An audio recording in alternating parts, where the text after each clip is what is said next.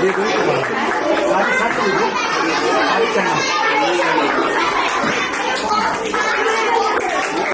समस्या होगी तो आपने दीदी को बताना है ना। मेरा दफ्तर उधर है मालूम के आसपास, ये आप ले आएंगे मेरे पास। कोई भी समस्या होगी अपने बच्चों से संबंधित आप। मैं टाट लेके जाया करती थी अपनी बहनों के साथ पढ़ने, वो सरकारी स्कूल में पढ़ते थे, और मैं डब्बा लेके और टाट लेके जाती थी। मैंने वहां महसूस किया है कि मुझे करना क्या है आगे, दोस्ती अच्छी रखनी है, लड़ाई झगड़ा नहीं करना है। ढली स्कूल जो है सबसे बेस्ट स्कूल होना चाहिए। एक चीज जो आप लोगों को अलग करेगी, फ्यूचर में कुछ बनाएगी ना, वो आपकी पढ़ाई है। मैं हमेशा बोलती हूँ, मैटर नहीं करता आप कहाँ से आते हैं, आप प्राइवेट स्कूल में पढ़े हैं, आप गवर्नमेंट स्कूल में पढ़े हैं। पुनीत भैया आज इतने बड़े बिजनेसमैन हैं, उनके साथ में जो आए हैं वो इतने बड़े बिजनेसमैन हैं। ये सब सरकारी स्कूल की देन है। मैं आपको ये बताना चाहती हूँ, ये अपनी रूट्स को नहीं भूले हैं, आपको भी अपनी रूट्स को नहीं भूलना है। लेकिन याद रखना, हम मदद तभी कर पाएंगे लेकिन जब हम पहले अपनी मदद कर सकते हैं। अगर हम सक्षम हैं, हम देने के लायक हैं, तभी हम दूसरे को दे सकते हैं। अगर हमारे पास कुछ नहीं है तो हम क्या देंगे। और जब बात देने की आती है तो सिर्फ पैसा नहीं होता है। इन्होंने आज पैसा तो छोड़िए, इन्होंने अपना समय दिया है कि दिल्ली से यहाँ शिमला पहुंच गया आपके लिए। देखिए जी, मेरी यही कोशिश है कि मैं और अच्छे लोगों को आपके साथ जोड़ूं। जैसे पुनीत भैया कहते हैं, ये माला है। पुनीत भैया राधा स्वामी सत्संग से जुड़े हुए हैं, बाबा गुरुजी को मानते हैं। अगर आप लोगों को पता होगा, राधा स्वामी सत्संग चैरिटेबल ऑर्गेनाइजेशन बहुत काम करती है। सिर्फ ये हिमाचल तक सीमित नहीं है, all over India, all over world. मैंने जो प्रत्यक्ष रूप से इनको देखा है काम करते, वो कोविड के समय देखा है मैंने। जब सिर्फ प्रशासन था, लोग कमरे में बंद थे और हम लोग सड़कों पे थे, हमारे साथ अगर कोई ऑर्गेनाइजेशन खड़ी हुई थी तो वो राधा स्वामी सत्संग की ऑर्गेनाइजेशन थी। मैं धन्यवाद देना चाहती हूँ इस स्टेज के माध्यम से उन करोड़ों लोगों को जो पर्दे के पीछे रहकर अपनी भूमिका अदा कर रहे हैं, जिनको ना फेम की तलब है, ना फोटो की कोई इच्छा है।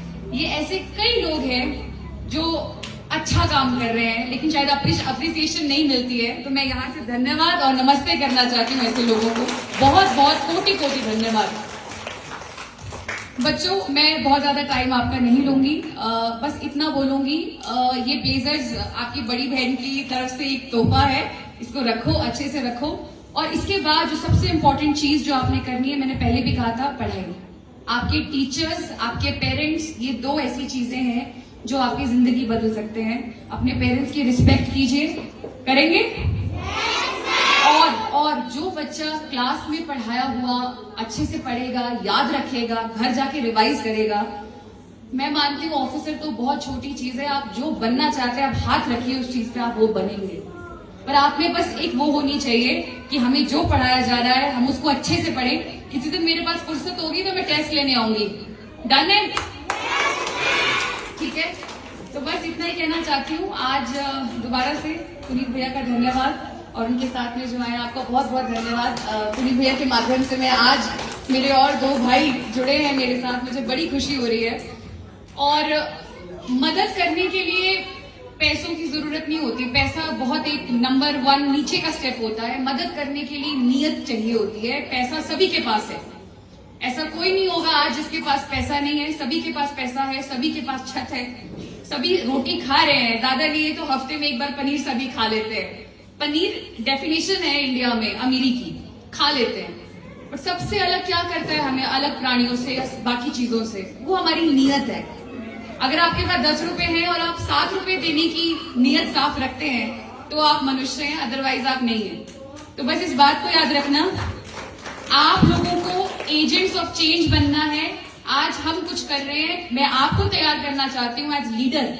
जैसे भैया ने कहा 2047 में अमृत काल आने वाला है।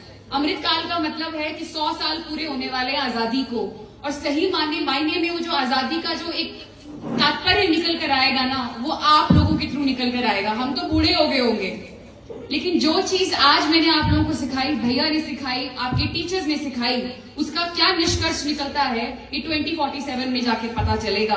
तो अपनी कमर की पेटी कस लो, आप लोग फ्यूचर लीडर्स हैं। हो सकता है यहीं से चीफ मिनिस्टर निकले, हो सकता है यहीं से प्रधानमंत्री निकले, किसी को कुछ नहीं पता होता। प्रधानमंत्री मोदी जी, हमारे सीएम साहब, ये सब उस बैकग्राउंड से निकले हुए हैं। बहुत बहुत साधारण बैकग्राउंड से, बिल्कुल ऐसे ही जैसे आप बैठे हैं। तो अपने आप को, जैसे भैया ने कहा, कम नहीं समझना है, कंपैरिजन नहीं करना। मैं हमेशा बोलती हूँ, मैं टाट लेके जाया करती थी अपनी बहनों के साथ पढ़ने, वो सरकारी स्कूल में पढ़ते थे, और मैं डब्बा लेके और टाट लेके जाती थी। मैंने वहां महसूस किया है कि मुझे करना क्या है आगे। अगर मैं आज कुछ कर रही हूँ तो ये सोच बस इतनी उम्र में आई होगी मेरे कि मैंने भी कुछ आगे जाके करना है। तो अपनी सोच को कम मत समझना। आप लोग बहुत बहुत पावरफुल लोग हैं। कंपैरिजन नहीं करना स्कूल्स के साथ, औरों के साथ। अपने आप विश्वास रखना है, दोस्ती अच्छी रखनी है, लड़ाई झगड़ा नहीं करना है। ढली स्कूल जो है सबसे बेस्ट स्कूल होना चाहिए, शिमला का, हिमाचल का। इस स्कूल को प्राइज मिलना चाहिए। इस स्कूल को जिस दिन एजुकेशन में प्राइज मिलेगा वो दिन मेरे लिए सबसे ज्यादा खास होगा। मुझे लगेगा मैंने कुछ किया है। तो मेरी रिक्वेस्ट है आप सभी से, प्लीज अपनी पढ़ाई पे ध्यान दो। ओनली पढ़ाई पढ़ाई पढ़ाई, सिर्फ यही चीज है जो आपको आपकी जिंदगी बदल सकती है। और जिसने पोइम सुनाई थी, वेरी अमेजिंग, बहुत मुझे मतलब पुराने टाइम की याद दिला दी। बहुत अच्छी है कि ये कोई जिंदगी नहीं है कि आप उठे, काम पे गए, वापस आ गए। हम भी 9 से 5 अपनी नौकरी कर रहे हैं, लेकिन आज जो मैंने यहाँ पे किया है या आप लोगों के साथ मुझे महसूस हुआ है, इसकी कोई वैल्यू नहीं है, प्राइसलेस है। Thank you so much. जय हिंद, जय भारत, जय हिमाचल।